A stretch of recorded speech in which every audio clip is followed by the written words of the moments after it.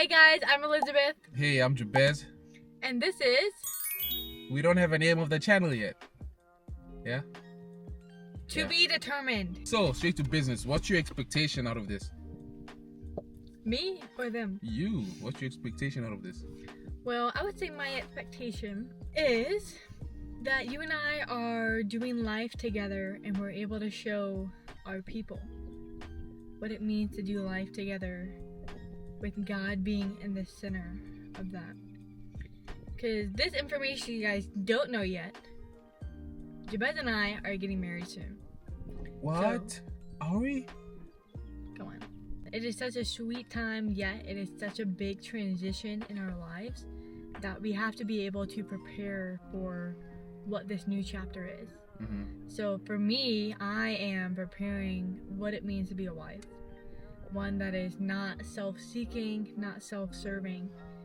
And something I've learned recently is that personal fulfillment is a result of marriage, but that is why you should not be getting into marriage. The main reason is to allow God to be in the center, and you are pursuing Him, pursuing holiness, seeking His face, and making sure that He's being glorified in any actions, words, and thoughts that you guys have together.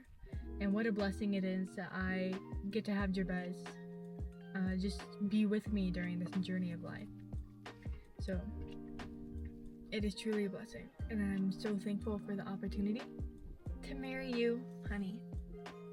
You're welcome. Me too. What is your expectations for this channel, this new thing? Testing. So my expectation is, I don't know. I don't really have one. You don't really have one? No, I would say. Why is that?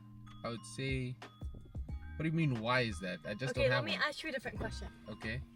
What are you hoping for you to gain or to learn as you and I kind of vlog our lives together in whatever capacity it looks like, and then sharing that with people?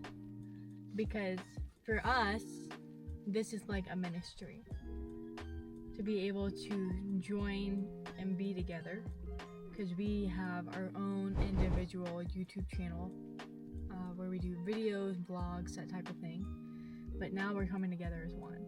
So like, what are you hoping to learn or to serve or give somebody from them engaging with this channel? That is a good question. You're making me think. I'll probably say for people or for whoever's watching to realize that sometimes in life you don't have to have everything all figured out, and all you have to do is trust God. Yeah. You just have to trust God.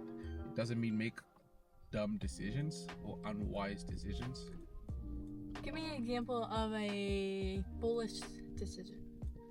Let me think. I think you know one at the top of your head.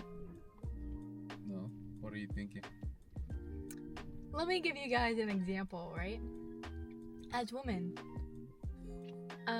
let's say whenever I'm on my Cycle? cycle, that's what you can call it. Uh-huh. My monthly period. I have noticed I have like so many emotions and so many things that I'm realizing I can try and take my thoughts captive during this period, right? But it is super difficult. And I know with how emotional I am, like I can be mad and happy within the same minute. It's kind of crazy. But I'm so glad that you're so gentle and gracious with me. I don't even know how you deal with it, to be honest. Or manage it well, okay?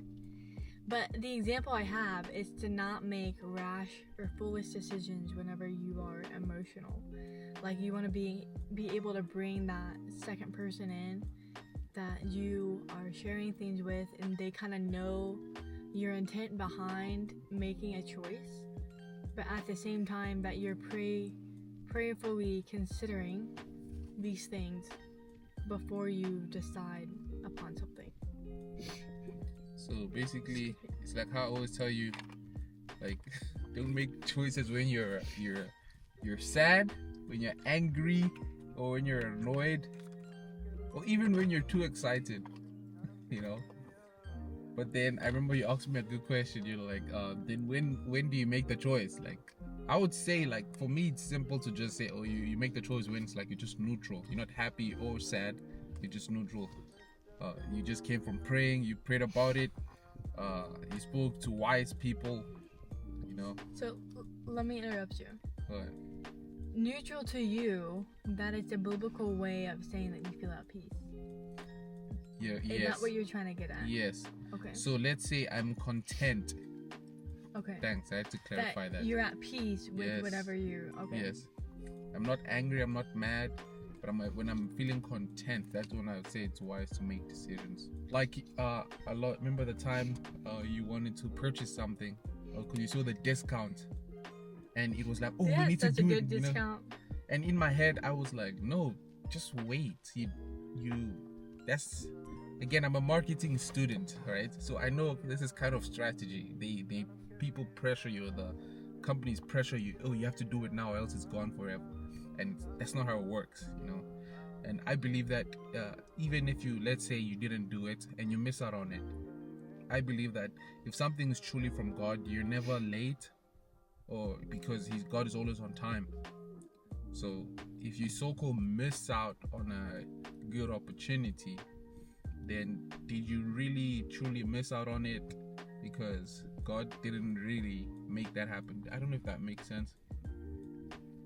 It does, for sure. Like, God is always on time. Yeah. And I think so much of our human default, like our flesh wants things to happen earlier, where we try and rush the process of whatever blessing that God plans to give us. But again, He's already planned to give us whatever blessings that He's already kind of made up. In the same way that He's already made a way, and He's currently making a way for you. So I think we just need to release patience. Now, I saw somewhere, I might be paraphrasing, I'm breaking it up, right? It says, now, a lot of the times we blame God. Hey, why is God not doing this for me or whatever, right? Why is not God not blessing me? And a lot of the times it's because we are being disobedient. Our disobedience is blocking our blessings. And I think I've said to us so many times that if you're, with the little that you have, if you're unable to manage it, or if you're unable to be content or at peace with it, if you're unable to do that, then God will not bless you with more. I don't think so. Because I always tell Elizabeth that if you're not at peace or content wherever you are, no matter where you go, you'll never be at peace or content. So even in tough times, it's so difficult. It's difficult to be at peace, content, but you have to be. You have to be. That's good. I like that. That reminds me, there's an event that happens in the Bible where God is giving these people, like one person gets, I don't even know how many shekels. Yeah. But then it's like three people that give shekels, that God gives shekels to. Continue. We'll have to give a reference of it here, but basically God blesses the person who managed and stewarded their blessing well. Yes. And whenever you don't steward your blessings well, He will take away. Even in Job 121, it says, naked I come from my mother's womb, and naked I will depart. The Lord has given, and the Lord will take away. You talking about because everything talents we have, God gave us. You're talking about the talents, right? The 10 talents, the 5, and then the one of them digged it. Are they called talents? Yes, I think so. We'll put scripture down. But yeah, and you know what's the funny thing? The person who buried it, God took his talents and gave it to the guy who had 10 talents. Is that right? Yeah. Yeah, it's coming back to me now, but we'll have to read over that again. Yeah, and then maybe we'll make a different video about it. Yeah. Anyway, so that's what our channel is about. Our channel is about, you know, showing people out there that, hey, you might not have everything figured out at the moment, but you still have to continue to trust God and just pray.